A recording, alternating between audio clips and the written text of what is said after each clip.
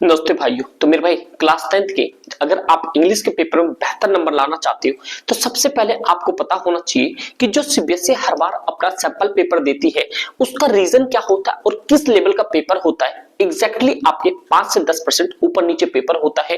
मेरे भाई आप बस इस वीडियो कंप्लीट देख लेना, आपको पता चल जाएगा कि आपका 20 सेक्शन बिल्कुल भी मुश्किल नहीं आने वाला है। इससे पहले इंपॉर्टेंट क्वेश्चंस में आपको बहुत सारा करवा चुका हूं और 5 लेटर भी करवा चुका हूं, वही करके जाना, आपको उसी में से एक न एक लेटर आपको वहां पे पक्का मिल जाएगा। तो समझे मेरे भाई, इस सेशन को कंप्लीट देखना, एक ही रिक्वेस्ट आपसे, और बस बाद में आप डिसाइड करना कि एक्चुअल में अब आपको क्या पढ़ने की जरूरत है। कुछ भी ज्यादा पढ़ने की जरूरत नहीं मेरे भाई, स्मार्ट वर्क से आप टॉप बन सकते हो, टॉपर कर सकते हो पूरे डिस्ट्रिक्ट या पूरा स्टेट को, पूरे देश में। तो बस एक ही रिक्वेस्ट है, इसको कंप्लीट देखना। तो मेरे भाई ये आपके सॉल्यूशंस होगा जो आपके सामने यहाँ पे जो ग्रामर स्किल्स में डिटरमिनर्स, टेंस, ये तो जानते हैं आप, यहाँ पे डिटरमिनर्स, टेंस, मोडाल्स, ये कमांड्स, स्टेटमेंट, ये सब आएगा। ठीक भाई, फिर आपके सामने यहाँ पे ओवरराइटिंग, ये जानते हो कि सारी चीज मैं बता चुका हूँ, एनालिटिकल पैराग्राफ और आपके सामने लेटर। तो मेरे भाई ये आपके सामने क्या है, 20 सेक्शन का कंप्लीट सॉल्यूशन होगा। बस दिल दिमाग लगा के सही से सुनना, आपके सारे मतलब डाउट खत्म हो जाएंगे। एक्चुअल में पेपर कहां से आ रहा है, ये कंप्लीट आपके सॉल्यूशंस होगा मेरे भाई, जो आपको यहाँ ए बी सी ये दे चुके हैं। ये रीडिंग स्किल्स, ग्रामर और लिटरेचर, इसके जितने भी इंपॉर्टेंट क्वेश्चंस होते हैं सारे आपको लेटेस्ट अभी करवा दिए गए हैं। कहां से क्या क्वेश्चंस बने थे, क्या इंपॉर्टेंट क्वेश्चंस है, क्या एक्सपेक्टेड है, सारा ईच एंड एवरीथिंग। बस अब आपको उसे देखना है मेरे भाई और उस पे काम करना है।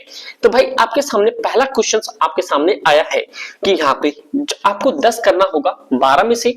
अगर किसी को रिपोर्टेड स्पीच या एक्टिव पैसेज इन सबों में दिक्कत हो आप उसे लीव कर देना, इधर जितने भी 10 बचेंगे आप उसे कर लेना, जिसमें कि आपके टेंस पे, मोडाल्स पे, इन्हीं सब पे क्वेश्चन बनेगा। तो मेरे भाई सबसे पहला क्वेश्चन आपके सामने, fill in the blank with the correct option. आपको करेक्ट ऑप्शन से ये किस फॉर्मेट दिया है, ये लाइन एक फॉर्मल लेटर का दिया है जो कि 1 नंबर का क्वेश्चन है। तो क्वेश्चन क्या रहा है, dear mister Patil, we are pleased to inform you that your proposal for the upcoming project by the board of director।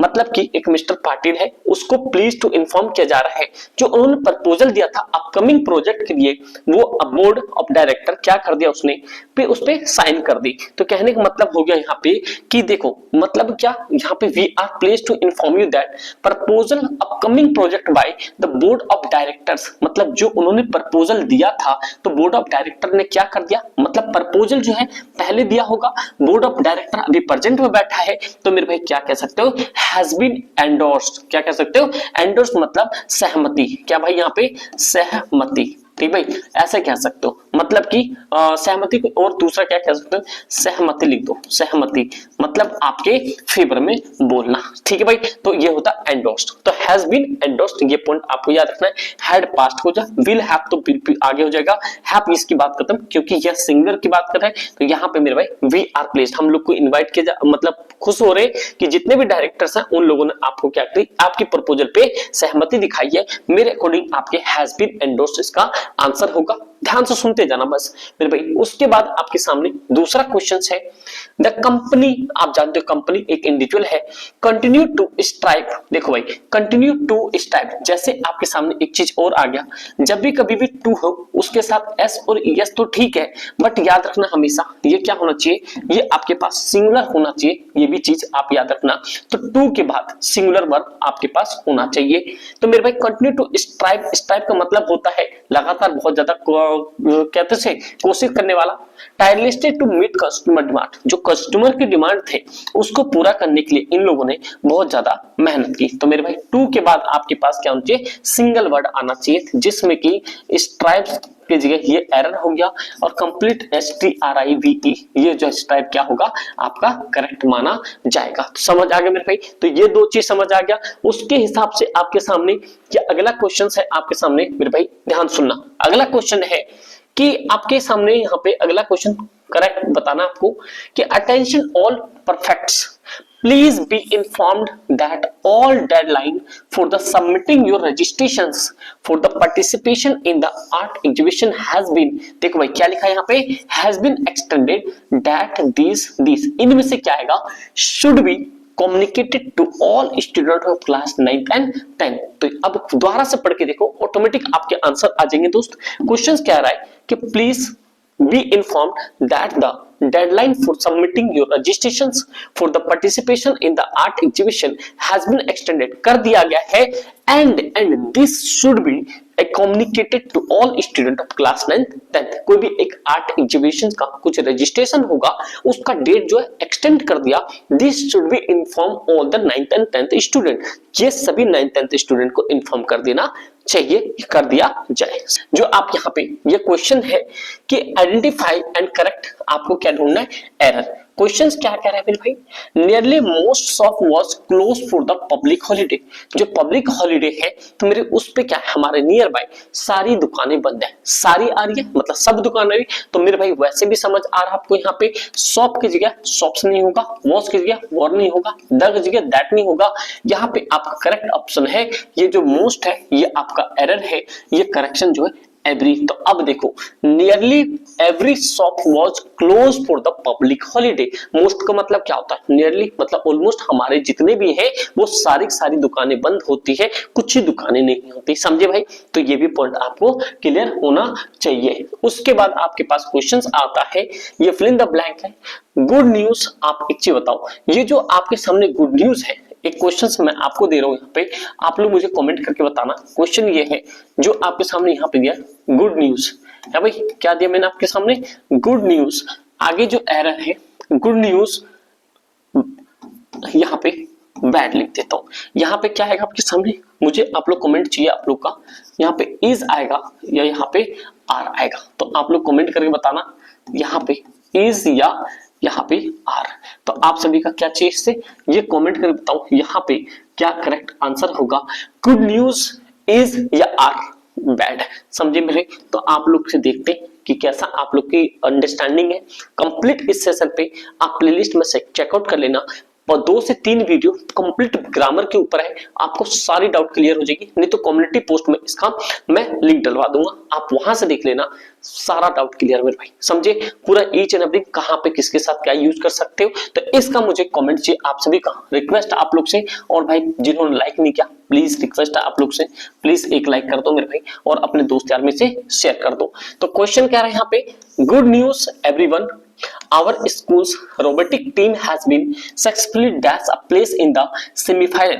मतलब कि कह रहे हैं जो हमारे टीम जो है रोबोटिक वाले, वो सेमीफाइनल में क्या कर चुके हैं, सक्सेसफुली हो चुके हैं। तो मेरे भाई ये तो सिक्योरिंग का मतलब नहीं आएगा, विल का तो क्यों मतलब ही नहीं आएगा, क्योंकि हो चुके हैं, हैड का मतलब ही नहीं आएगा। तो मेरे भाई ये क्या है, सिक्योर्ड। तो यहाँ पे क्या आंसर आ जाएगा आपके सामने, ये सिक्योर्ड आंसर आएगा भाई, क्या आ जाएगा यहाँ पे, सिक्योर्ड। तो क्या है, our school's robotic team has successfully secured a place in the semi-final। तो कहां जा चुके, सेमीफाइनल में हमने सिक्योर कर लिया है। उसी तरह से आप क्लास 10th में 90 प्लस मेरे भाई 100% यहाँ पे श्योर कर लो। बस इसके लिए क्या करना है, सीबीएसई मार्किंग स्कीम, जो भी आपके सामने सीबीएसई मार्किंग स्कीम, वो आप जरूर कर लो, क्योंकि ये आपको अपने एसएसपी के एप्लीकेशन पे मिल जाएगा, लिंक डिस्क्रिप्शन में होगा मेरे भाई। सीबीएसई मार्किंग स्कीम सारे सब्जेक्ट के, उसी के अकॉर्डिंग पेपर लिख के आना, आपके 90 श्योर है, मतलब श्योर है दोस्त। उसके बाद आपके सामने क्वेश्चंस और आ गया, यहाँ पे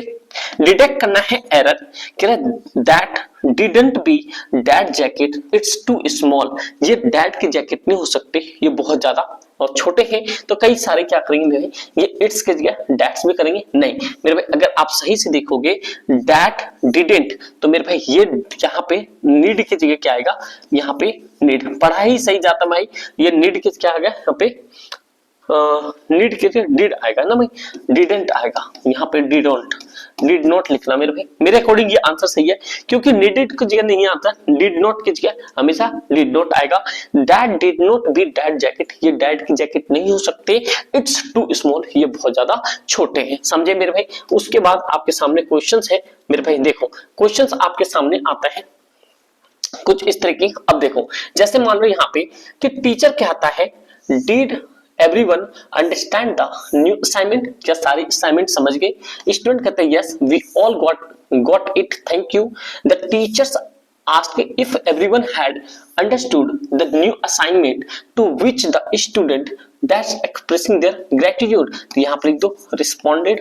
भाई क्या करेगा, रिस्पॉन्ड ही तो करेगा इसके बाद, बस सिंपल सा है। अगर इस तरह के क्वेश्चन आए तो आप आराम से कर सकते हो दोस्त, समझे। उसके बाद आपके पास क्वेश्चन है, क्वेश्चन ये कह रहा है मैनेजर यहां तक आपके सामने, the manager dash consider the proposal before making a decision. मतलब कि क्या रहा यहाँ पे, द मैनेजर को क्या करना चाहिए, कंसीडर करना चाहिए proposal before the making a decision. कोई भी डिसीजन बनाने से पहले उसे प्रपोजल क्या करना चाहिए, कंसीडर करना चाहिए। विल का कोई मतलब नहीं, कैन यहाँ पे तो कोई ऑफिशियल मतलब नॉर्मल फ्रेंडली बात तो हो नहीं रही है।